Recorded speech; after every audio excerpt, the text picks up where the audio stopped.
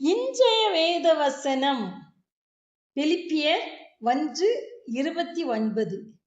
கிறிஸ்துவனிடத்தில் விசுவாசிக்கிறதற்கு மாத்திரமல்ல, அவர் நிமித்தமாக பாடுபடுகிறதற்கும் உங்களுக்கு அருளப்பட்டிருக்கிறது.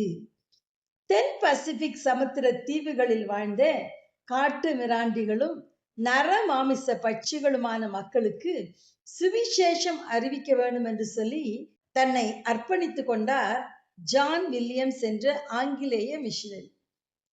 அவருடைய உழைப்பு நிமித்தமாய், அன்பு நிமித்தமாய் அங்குள்ள தீவுகளில் வசித்தோர் இயேசு கிறிஸ்துவை சொந்த இரட்சகராக ஏற்றுக்கொண்டனர்.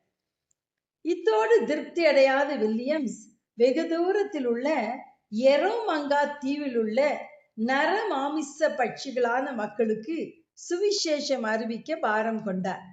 ஏற்கனவே இயேசுவை ஏற்றுக்கொண்ட மற்ற தீவு மக்கள் அவரை அங்கு போக வேண்டாம் என்று தடுத்தனர், கெஞ்சி கேட்டனர். அங்கு போகிறவர்கள் உயிரோடு திரும்ப முடியாது என்று உருக்கமாய் அவரிடத்துல சொன்னார்கள். ஆனாலும் வில்லியம்ஸ் அந்த தீவுகளுக்கு சென்று இயேசுவை அறிவிக்க வேண்டும் என்பதில் உறுதியாயிருந்தார். யாரை நான் அனுப்புவேன், யார் நமது காரியமாய் போவான் என்ற அழைப்பின் செய்தியை கேட்ட வில்லியம்ஸின் மறுமொழி என்ன தெரியுமா?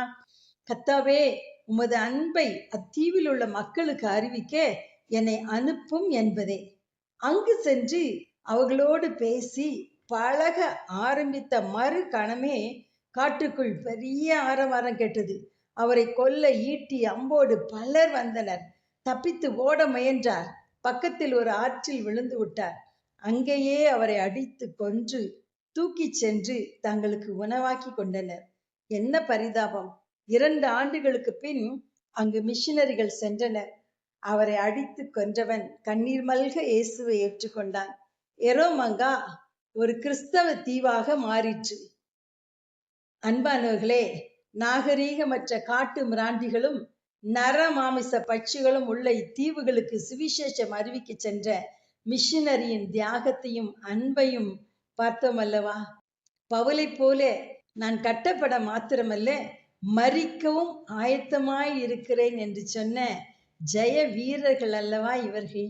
அருமையானவர்களே, நம்ம சொந்தக்காரங்களுக்கோ குடும்பத்தாருக்கோ சுவிசேஷம் அறிவித்ததனால் ஒரு சின்ன அவமானம் வந்துட்டா, ஒரு நிந்தை வந்துட்டா உடனே சோர்ந்து போகிறோம் அல்லவா? படிக்கிற இடத்திலோ அலுவலகத்திலோ ஆண்டவருக்கு சாட்சியாய் நின்றதுனாலே வந்த கேலி கிண்டல் வார்த்தைகளை கேட்டு மனமுடைந்து போகிறோம் அல்லவா? அருமையானவர்களே, ஆண்டவரை விசுவாசிப்பதற்கு மாத்திரமல்ல, அவருக்காக பாடுபடவும் நமக்கு அருளப்பட்டிருக்கிறது என்று வேத வசனம் சொல்கிறது. ஒருவேளை ஒரு காரியத்தில் நாம் துவண்டு போனாலும் அப்படியே நின்று விடாதீங்க. திரும்ப சென்று ஊழியத்தை செய்ய ஆரம்பிங்க. நமக்காக நல்ல விசுவாசிகளுடைய ஐக்கியம் உண்டு, நமக்காக ஜெபிக்கிற மக்கள் உண்டு. அருமையானவர்களே, எத்தனை மிஷனரிகள் எத்தனை துன்பங்களை சகித்து இன்றைக்கு நம்மை சந்திக்க இந்திய தேசத்துக்கு வந்திராவிட்டால் இன்றைக்கு நம்மெல்லாம் எங்கேயோ இருந்திருப்போம்ல. அவமானத்தையும் நிந்தையையும் தூக்கி எறிந்து விட்டு அவர்கள் நமக்காக இங்கே இரத்த சாட்சிகளாய் மரித்தது நிமித்தமாய் இன்றைக்கு நம்மெல்லாம் ஆண்டவருடைய பிள்ளைகளா மாறி இருக்கிறோம். அருமையானவர்களே, நாமும் இயேசுவை மற்றவர்களுக்கு அறிவிக்க விரைந்து செல்வோமா? ஜெபிப்போம்.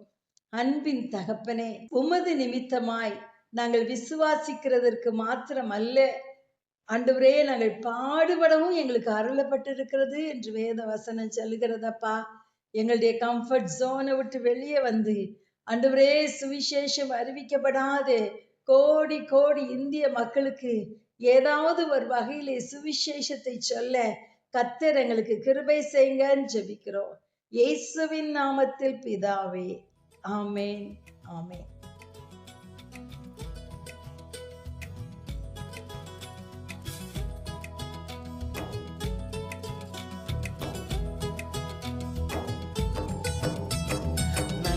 பொற்சேவகனாய் வரும் பாடுகளில் பங்கு பெறுவோம். நல்ல பொற்சேவகனாய் வரும் பாடுகளில் பங்கு பெறுவோம். தேவன் தரும் பலத்தால் வரும் தீமைகளை தாங்கிடுவோம். தேவன் தரும் பலத்தால் வரும் தீமைகளை தாங்கிடுவோம். நல்ல பொற்சேவகனாய் வரும் பாடுகளில் பங்கு பெறுவோம். நல்ல பொற்சேவகனாய் வரும் பாடுகளில் பங்கு பெறுவோம்.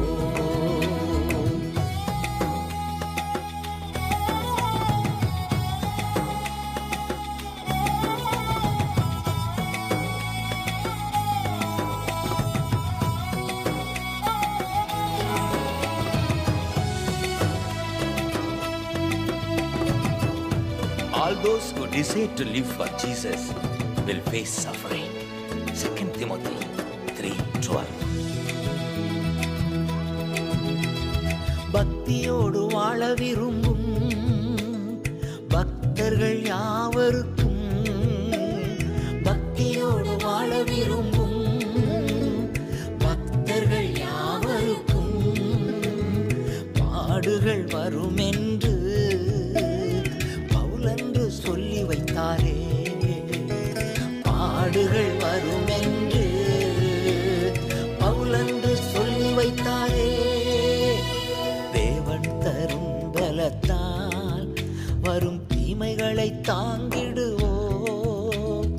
நல்ல பொற்சேவகனாய் வரும் பாடுகளில் பங்கு பெறுவோம்.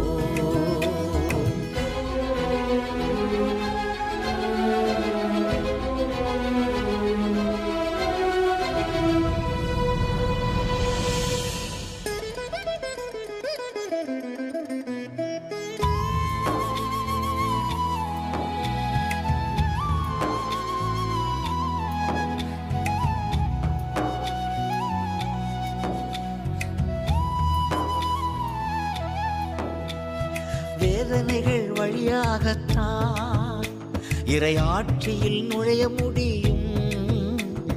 வேதனைகள் வழியாகத்தான் இறையாட்சியில் நுழைய முடியும். சிலுவை சுமந்தால்தான் சீடனாக வாழ முடியும். சிலுவை சுமந்தால்தான் சீடனாக வாழ முடியும். தரும் பலத்தான் வரும் தீமைகளை தாங்கி